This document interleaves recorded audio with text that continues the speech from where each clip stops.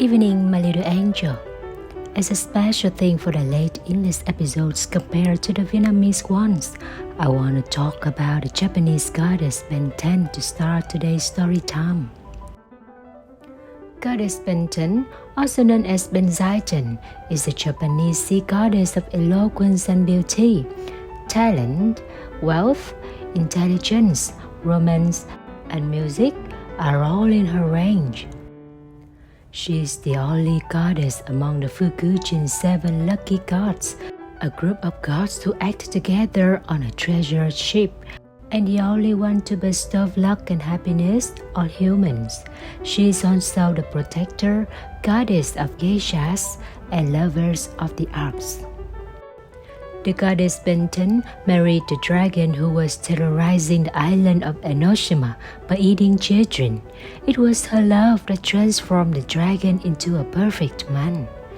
Together, they lived at the lake Biwa. The lake's surface was shaped like a Japanese pipa and was named Biwa as her favorite musical instrument. The goddess Benten was often depicted holding a dragon and playing the biwa, and the snakes are her messengers because in Japanese culture, seeing a white snake represents a good luck. Japanese legends and fairy tales are incredible treasure trove to explore. But now, let us return to Tottochan and today's two chapters. There was clothes and Takahashi. The headmaster was always asking parents to send their children to school at Tomoe in their worst clothes. He wanted them to wear their worst clothes so that it couldn't matter if they got muddy and torn. He thought it's a shame for children to worry about being scolded if their clothes got dirty or to hesitate to join in some game because their clothes might get torn. There were elementary schools near Tomoe where the girls were dressed in sailor suit uniforms and the boys wore high-collared jackets with shorts. The Tomoe children came to school in their ordinary clothes, and they had their teachers' permission to play to their heart's content without giving their clothes a thought.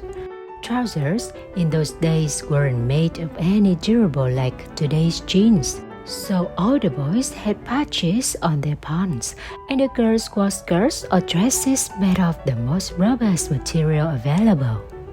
Tottochan's favorite pastime was crawling under the fences of other people's gardens and vacant lots, so it suited her very well not to have to think about her clothes. There were a lot of barbed wire fences in those days, and some had wire right down to ground level. In order to get under one like that, you had to burrow like a dog. Because of that, no matter how careful she was, Tottochan would always manage to catch her dress on the barbs and tear it. Once, when she wore an old muslin dress that was quite threadbare, the whole thing got shredded from top to bottom. Although it was old, she knew Mother was very fond of that dress, so Tottochan racked her brains about what to say. She had under her to tell Mother she had torn it on a barbed wire. She thought it would be better to think up a lie that could make it sound like she couldn't have tearing it. She finally hit the following story. As I was walking along the road, she lied on arriving home. A lot of children I didn't know threw knives at my back. That's why my dress got torn like this. But as she spoke, she wondered how to answer further questions her mother might ask.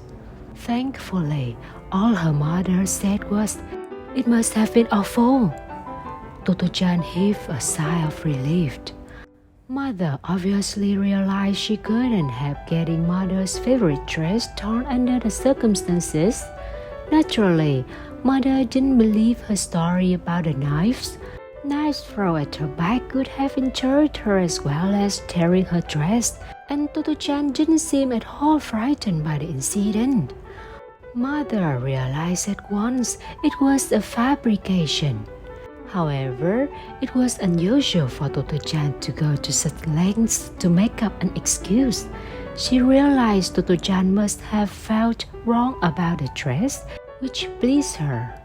But there was something Mother had wanted to know for some time, and this seemed a good opportunity to find out.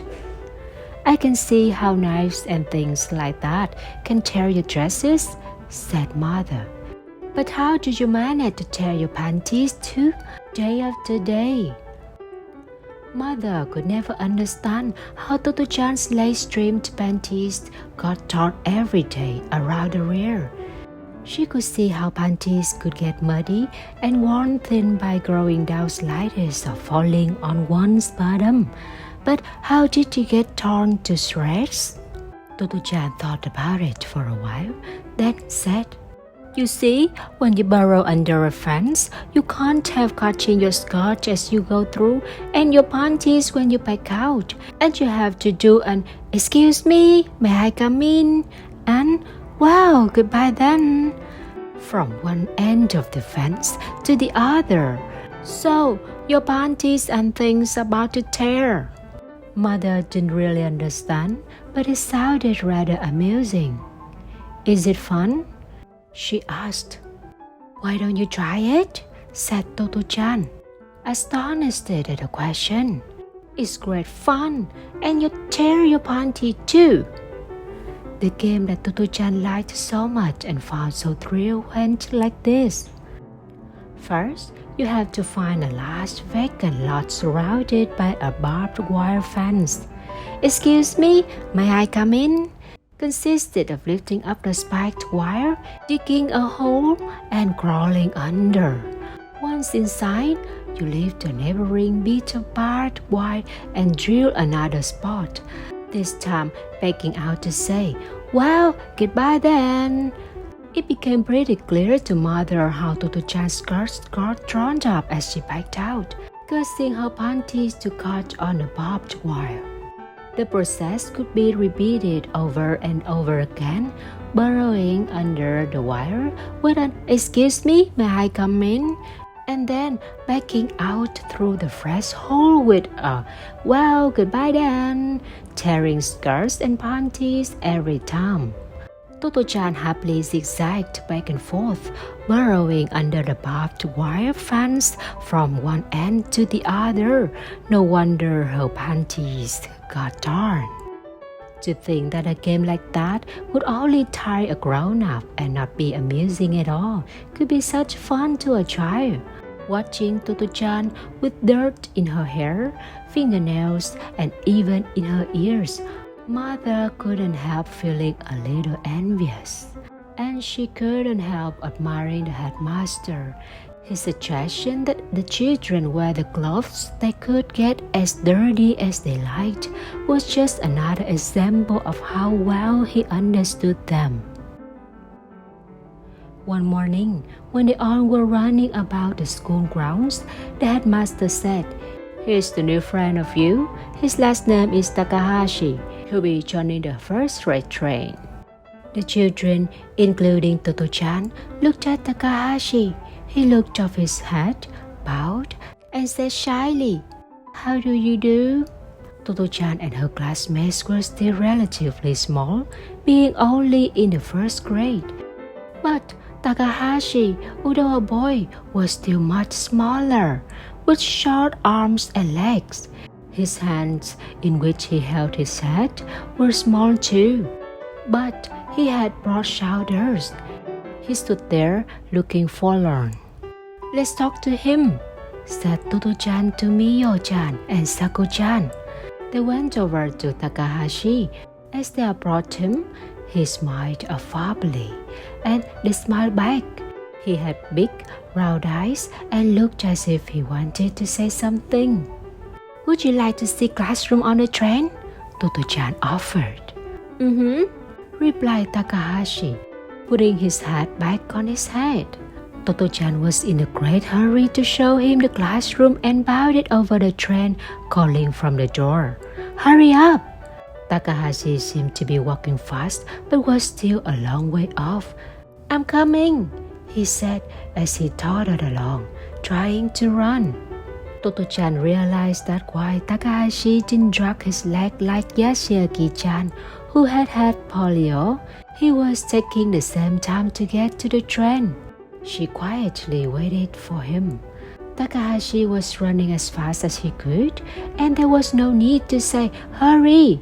for he was hurrying. His legs were very short, and he was bow-legged.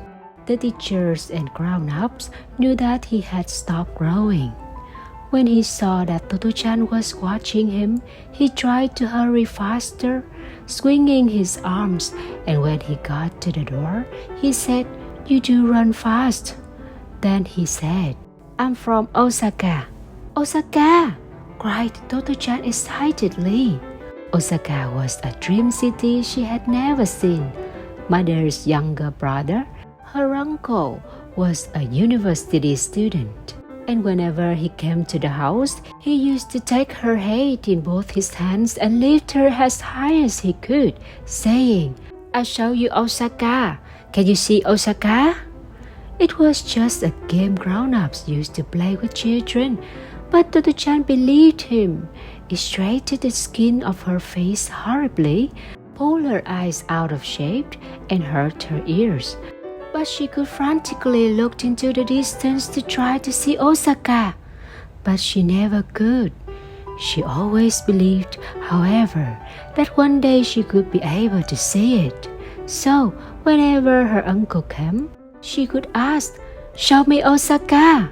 So, Osaka had become the city of her dreams, and Takahashi came from there. "Tell me about Osaka," she said to Takahashi. "About Osaka?" he said, smiling happily. His voice was dear and mature. Just then, the bell rang for the first class. "What a pity," said Totto-chan. Takahashi went in gaily, swinging the little body almost hidden by his back, and sat in the front row. Totto-chan hurried sat down next to him. She was glad that you could sit everywhere you liked. She didn't want to leave him. Thus, Takahashi became one of her friends too. Is there any place my little love has heard of but doesn't know where it is, just like Totto-chan? If so, let you discuss with your parents when you have time. Today's story time is over. I wish my little angel a good night's sleep. I kiss you long on your forehead. See you again next time.